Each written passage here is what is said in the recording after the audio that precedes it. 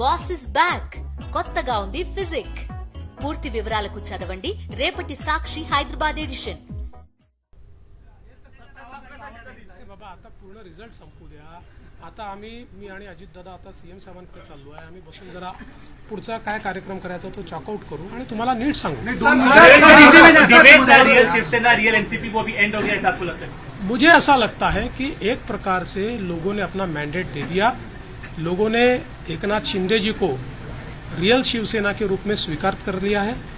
बाळासाहेब ठाकरे की हिंदू हृदय सम्राट शिवसेना प्रमुख बाळासाहेब ठाकरे की जो शिवसेना है उसकी लेजिटिमसी ये एकनाथ शिंदे जी को मिली है और जो मूल एनसीपी है उसकी लेजिटिमसी अजित पवार जी को मिली है.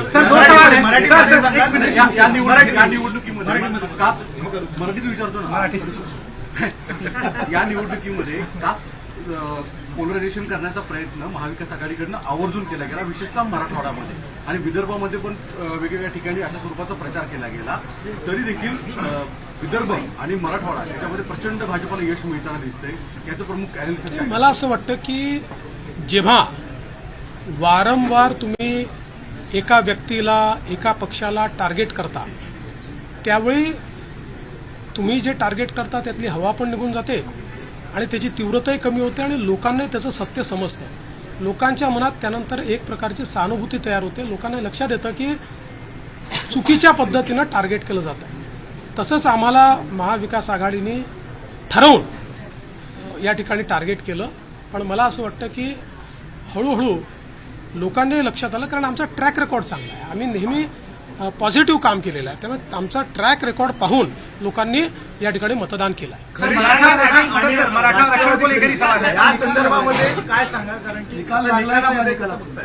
मला असं वाटतं की या निकालाने एक गोष्ट स्पष्ट केली आहे. हिंदू हृदय सम्राट शिवसेना प्रमुख बाळासाहेब ठाकरे यांची शिवसेना ही एकनाथराव शिंदेजींची शिवसेना आहे किंवा एकनाथराव शिंदेजी ज्या शिवसेनेचे प्रमुख आहेत तीच शिवसेना ही आता या ठिकाणी हिंदू हृदय सम्राट शिवसेना प्रमुख बाळासाहेब ठाकरेंची आहे. त्याची लेजिटिमसी जी आहे ती आता एकनाथराव शिंदेजींकडे आलेली आहे. आणि तशीच राष्ट्रवादी काँग्रेसची लेजिटिमसी जनतेनं अजितदादा पवारांना दिलेली आहे.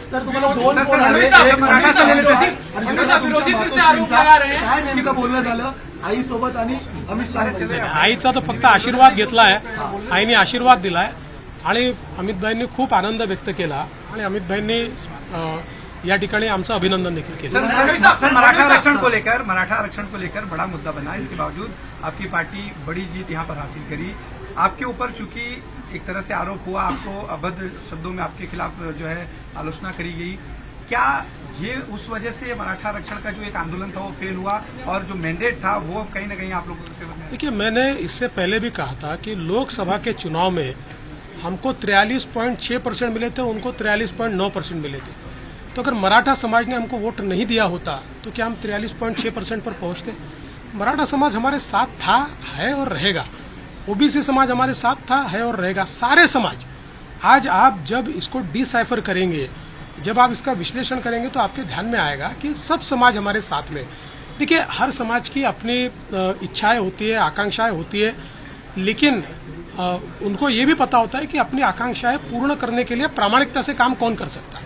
तो लोगों का विश्वास हम पर. 2019ला मला आठवतं की वर्षावर एक प्रेस झाली होती. त्यानंतर शरद पवारांनी तेल लावलेला पैलवान हे वाक्य बोललं होतं आणि तुमचं आलेलं माइंडेड गव्हर्नमेंट पाडलं गेलं होतं कालांतराने.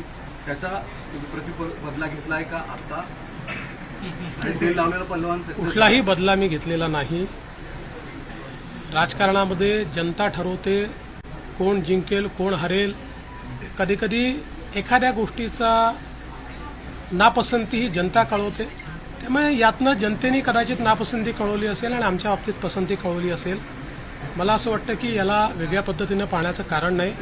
आणि नंबर्स काय आहे याच्या आधारावर मी विरोधी पक्षाचं मूल्यमापन करणार. सर, एक सवाल आहे की चर्चा सुरू झालेली आहे. महाराष्ट्र चाणक्य म्हणून शरद पवारांचा उल्लेख वारंवार केला जायचा. आता महाराष्ट्र चाणक्य बदलला आहे.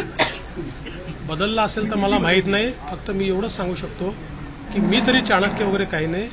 मी भारतीय जनता पक्षाचा साधा कार्यकर्ता आहे. माझा पक्ष मला ताकद देतो, माझ्या पाठीशी उभा राहतो, म्हणून मला हे सगळं करता येतं. आमच्या पक्षातले जे वेगवेगळे नेते आहेत हे सगळे नेते माझं नेतृत्व मान्य करतात म्हणून मला पुढे जाता येतं, त्याच्यामुळे चाणक्य वगैरे नाही. सर्व सांगितलं, हे जे काही आम्ही जिंकलो आहे ही एकत्रित भारतीय जनता पक्षाचा हा विजय आहे. याच्यात देवेंद्र फडणवीसचं कॉन्ट्रीब्युशन हे फार लहान आहे. गैरकानूनी जीत ये कह रही है, संजय राउत ने स्टेटमेंट दिया है कि गैरकानूनी जीत है, इस जीत को नहीं मानते क्योंकि जनता आप लोग के खिलाफ थी. और सर, और इसी से एक सवाल इसी पे कंटिन्यू कर लेता हूँ सर, क्या देवेंद्र फडणवीस के रूप में समंदर वापस आ गया है? जो लोग घर किनारे पे बसाए थे बह जाएंगे? देखिए, पहली बात तो ये है कि संजय राउत, इनके ऊपर मैं कभी प्रतिक्रिया देता नहीं हूँ, लेकिन आज आवश्यकता इसलिए दे रहा हूँ.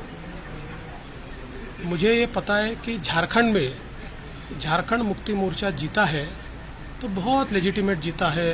वहाँ चुनाव एकदम फेयर हुआ है, वहाँ पर इलेक्शन कमीशन ने अच्छा काम किया है, वहाँ पर ईवीएम इतना पक्का था कि वो हैक ही नहीं हो सकता.